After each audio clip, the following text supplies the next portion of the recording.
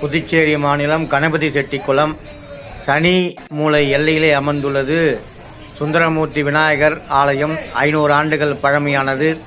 எங்கள் வீட்டு அருகிலிருந்து பக்கத்தில் இருக்கிறது. இந்த ஆலயம் சிறப்பு வாய்ந்த ஆலயம் என்னவென்றால், இங்கு அரசியல் கட்சி தலைவர்கள் தேர்தல் சமயத்திலே முதலிலே பிரச்சாரம் தொடங்கக்கூடிய இடமாக இந்த இடம் இருக்கிறது.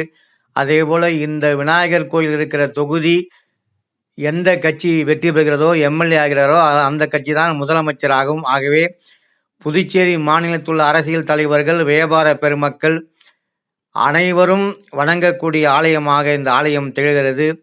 இப்பொழுது பெரும் பொருட்செலவில் கற்கோயிலை கட்டியிருக்கிறார்கள்.